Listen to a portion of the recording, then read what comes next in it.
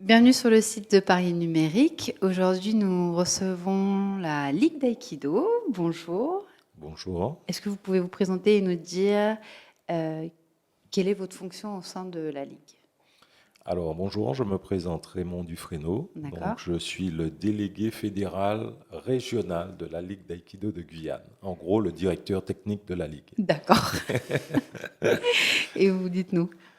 Alors moi je m'appelle Véronique Petricevic et j'anime un club à Maripasoula.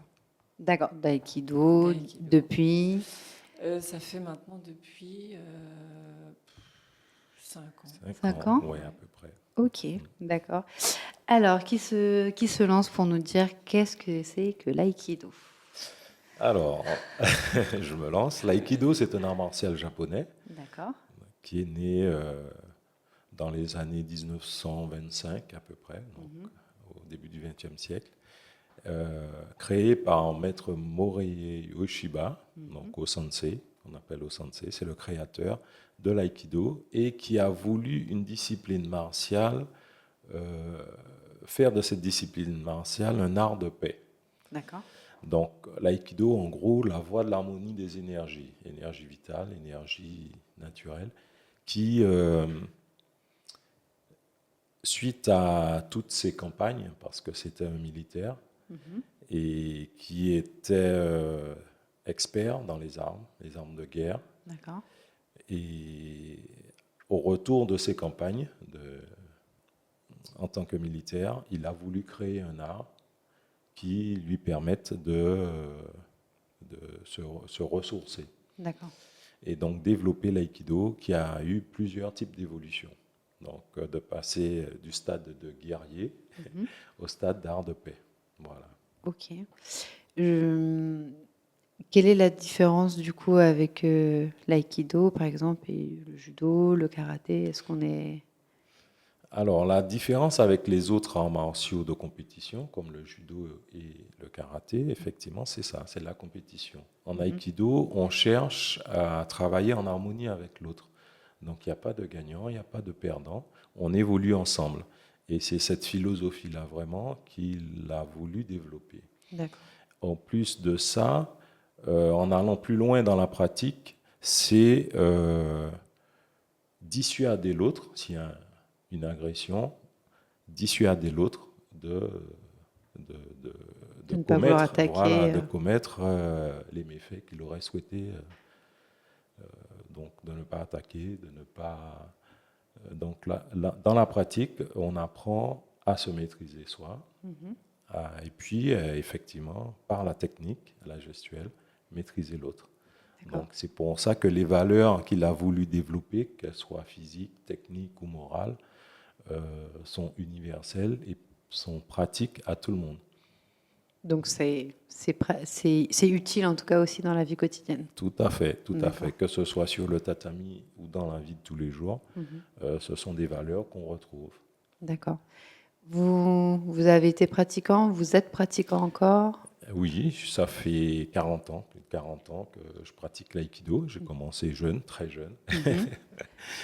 Et donc, ce qui fait qu'au fil des années, j'ai évolué dans l'aspect physique, technique et moral également, parce que en mettant en place ce que j'apprends sur le tatami, dans la vie de tous les jours, ben, ça me permet d'évoluer. Donc, ce qui fait que pendant plusieurs années, j'ai travaillé en club, je me suis investi, les jeunes. Justement, on cherche des jeunes, des volontaires, des D'accord. bénévoles. Ok.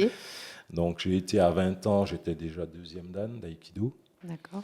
Et j'ai eu mon premier club, c'était en Martinique. Ok. On peut rappeler juste les niveaux, parce que vous parlez de deuxième Oui. dan. Peut-être qu'il y a des auditeurs qui Qui ne connaissent pas. Voilà. Donc, dans les arts martiaux, il y a différents niveaux de pratique.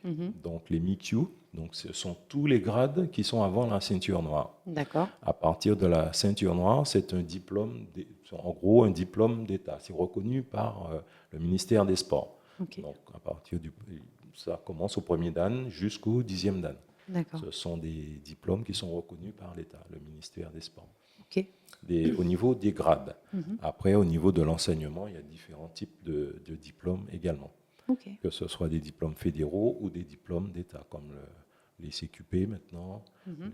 Les brevets d'État, ils n'existent plus, mais ils sont encore, pour ceux qui les ont, ils sont encore valables. Et ensuite, on a les DEGEPS, les DES et GEPS. D'accord. On peut avoir ces types de diplômes ici en Guyane ou il faut partir? Oui, pour le moment, il faut partir. Pour D'accord. le partir. Ce sont des diplômes qui sont organisés par la fédération et le ministère des Sports. Mhm. Donc, bien souvent, on n'est pas nombreux, donc concentrés dans une région, et c'est une région qui organise D'accord. l'examen. On va où du coup en métropole, sur les Antilles? Voilà, c'est surtout la métropole qui D'accord. organise ça. C'est organisé par les différentes régions de métropole. Ok. Rappelez-moi votre prénom du coup. Véronique. Véronique. Alors, dites-nous, vous disiez que vous êtes dans un club. Oui. Alors, est-ce que vous pouvez nous en dire plus? Comment ça s'est passé? Comment vous avez intégré ce club? Vous m'avez parlé d'une petite expérience en aparté. Comment vous êtes rentrée? Vous avez découvert l'aïkido? Oui, alors moi, je ne suis pas du tout une grande sportive. Je ne suis pas sport d'équipe non plus. Mais par contre, je travaille avec les jeunes. Je travaillais au collège de Maripasoula. Et c'est vrai que sur Maripasoula, il n'y a pas beaucoup d'activités sportives proposées à part le foot et le kayak aussi. Et donc, je cherchais quelque chose de nouveau à leur faire découvrir. Et un jour, en revenant de mes courses, en passant devant une école primaire pas très loin de chez moi, je vois un espèce de guerrier est en train de faire découvrir des choses à un petit groupe d'enfants. Et donc, je suis allée voir et puis j'ai rencontré Raymond. Et donc, on a discuté, on a sympathisé assez vite. Et donc, voilà, on s'est dit, oh, OK, on se tient au courant parce que je lui avais demandé si c'était pas possible de venir faire un petit peu la même chose au collège. D'accord. Parce que les collégiens, tous les arts martiaux, ça leur parle. Donc, on a commencé, l'aventure a commencé par des petits stages de vacances, pendant les vacances de Pâques ou les vacances de Toussaint. Ça a marché tout de suite, surtout quand on commence à sortir les armes, parce qu'à l'aïkido, il y a aussi des armes, le bâton, surtout le bâton, c'est le bâton qu'on a surtout utilisé. Et donc ça plaît beaucoup. Et puis en fait, après, on se rend compte que les petites vacances, c'est pas assez, qu'il y en a qui aimeraient faire un petit peu plus. Donc, on a commencé à organiser un week-end par mois, 2 week-ends par mois, parce que c'était Raymond l'enseignant. D'accord. Donc, voilà. Et puis maintenant, ça fait 5 ans à peu près qu'on fait ça. Et donc, on fonctionne. Raymond vient régulièrement. Et puis, certains week-ends, c'est moi qui fais, mais on a aussi un autre aikidoka. On a la chance d'avoir quelqu'un qui est pas tout le temps là, mais qui fait de l'aïkido aussi depuis vraiment très très longtemps, qui vient me filer un petit coup de main aussi de temps en temps. Et donc, pour l'instant, on a une petite quinzaine de jeunes qui sont là presque tous les samedis matins. D'accord. Donc, vous êtes toujours sur Maripasoula? On est toujours sur Maripasoula. Okay. Ouais. Vous touchez les communes éloignées avec l'aïkido ou vous êtes plutôt sur le littoral? C'est ce que j'ai essayé de développer depuis que j'ai commencé il y a une quinzaine d'années mon parcours en Guyane pour le développement de l'aïkido. Donc toucher toutes les communes isolées. Donc ce qui fait que là, ça fait par exemple pour Maripasoula avec le club Assam, on s'est associé. On a la section de Maripasoula. Et ça fait 7 ans. Pour Saint-Georges de l'Oyapock, c'est pareil. On a commencé avec un club de Cayenne qui a créé une section à Saint-Georges de l'Oyapock. Et maintenant, ils sont indépendants. Ils ont un club autonome. Il y a le club de Saint-Georges. Voilà. Et ça fait pratiquement une bonne dizaine d'années qu'ils existent. Et donc, j'essaye un petit peu partout. On a été sur Apatou, Saint-Laurent, on a fait Kourou, on est sur Macouria. Ok. Donc, ça va, vous touchez quand Regina, même, oui, on essaye de bouger un petit peu partout. D'accord. Donc on crée, quand on n'a pas la possibilité de créer le club directement, on crée des sections qui sont rattachées à un club, déjà sur le littoral, et puis ensuite je leur permets de se développer. Donc c'est comme ça qu'au fil des années, donc j'ai pu former quelques cadres. On a une dizaine de brevets fédéraux. Bon, ils ne sont pas tous intervenants, parce qu'au fil du temps, eux aussi, ils ont leur propre Activité. activité. Et on est toujours en manque de bénévoles. On en revient effectivement. En manque de J'ai entendu. Donc, alors, voilà. Donc, si vous avez bien compris le message, on cherche des bénévoles à la Ligue d'Aikido. Tout à fait. Non, des pour revenir bénévoles. effectivement sur ce sujet, c'est important. Les associations sont souvent Exact. des fois en manque de personnel, et on sait que c'est quand même grâce à eux que on va dire qu'une association peut permettre de continuer et de vivre. Bien Là, sûr. aujourd'hui, vous êtes combien à peu près salariés, bénévoles? Alors, il n'y a que des bénévoles au D'accord. niveau de la Ligue. Mhm. On est environ, je vais dire, une petite centaine de pratiquants, à peu près. Il y a 9 clubs répertoriés, mais il y en a très peu qui fonctionnent, je vais dire, à plein régime. D'accord. Parce qu'on a perdu aussi beaucoup d'adhérents suite au Covid. Au Covid. Et donc, les anciens qui étaient là, ils ne sont pas revenus. Les cadres qu'on avait, on les a perdus. Donc, j'ai formé du monde, oui, mais beaucoup sont partis Sont aussi. repartis. Donc, on reprécise, donc la Ligue, c'est, on va dire, vraiment comme une sorte de maison qui englobe tous ces clubs-là. Où est-ce qu'on peut retrouver toutes ces informations? Comment savoir sur quel club est le plus proche de chez nous, en tout cas, si on veut pouvoir intégrer...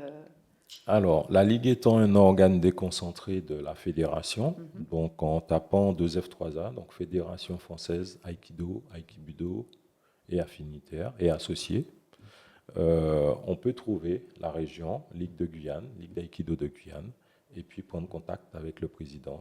Actuellement, c'est Gwendal Koadou, et qui est de Saint-Georges. Okay. Le dernier club créé en Guyane, c'est le club de Saint-Georges. D'accord. Voilà. Et c'est lui notre président. Et jeune enseignant aussi, puisqu'il a eu son diplôme d'enseignant. Oh, super. Donc voilà. Donc en tout cas, on peut retrouver tous les clubs. Quel est aujourd'hui le club où vous avez le plus d'adhérents? Est-ce qu'il y en a un où ça se Non, ça se vaut? oui. Les plus gros clubs ont une vingtaine d'adhérents à peu près. Donc, et la tranche d'âge? Ça commence à 6 ans. De 6 ans à 77 ans. On va dire ça comme ça. Ça touche vraiment Oui. c'est une grande amplitude d'âge. Ça, c'est impressionnant. Tout à fait. Alors, vous qui justement êtes dans les écoles, vous pourriez décrire avec une émotion ou une petite anecdote comment ça se passe quand vous leur donnez le cours, quand c'est la première fois? Voyons voir.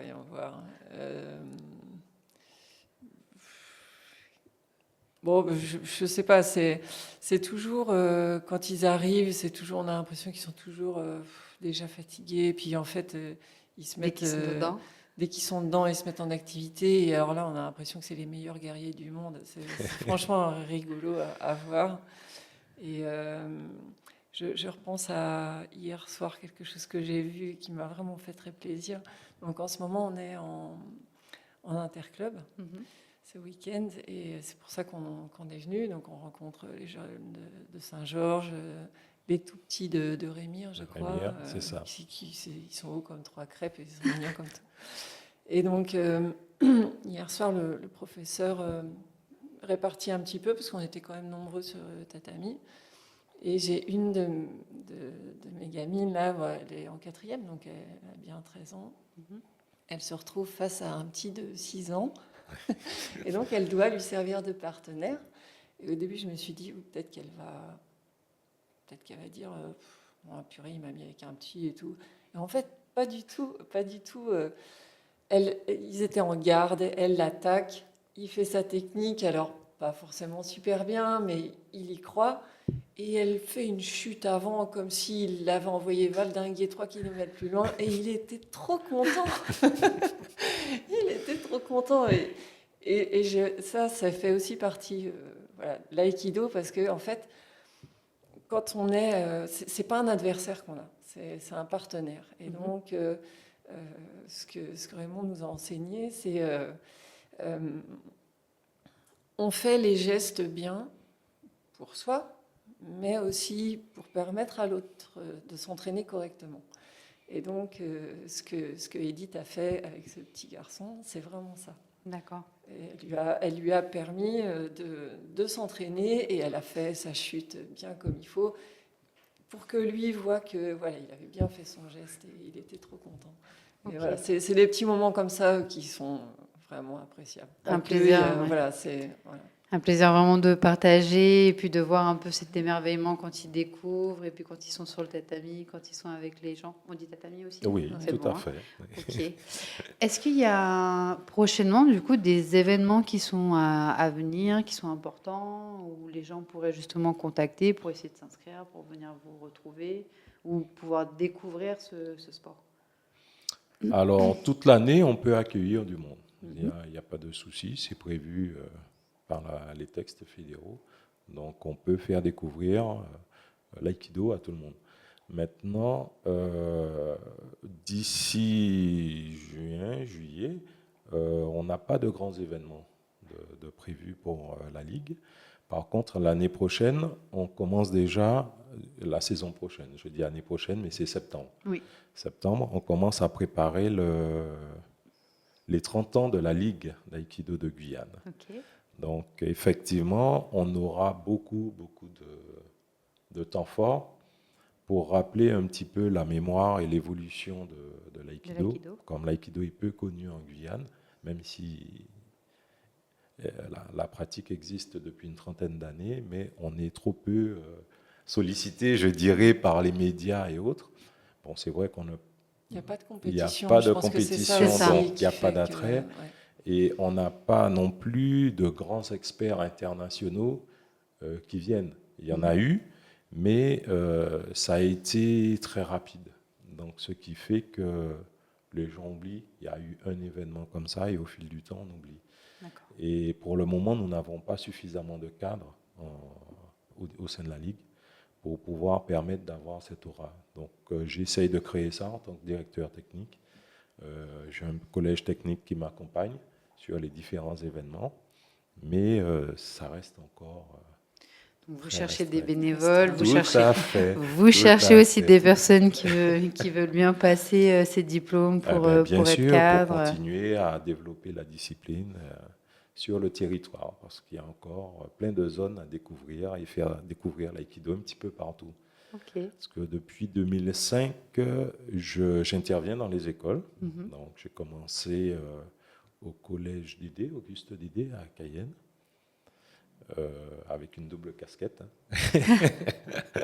On est toujours multifonction Voilà. au sein d'une association, ça c'est sûr. Et c'est vrai que l'aïkido, pour moi, c'est un bon outil pour les enfants de développement, que ce soit physique ou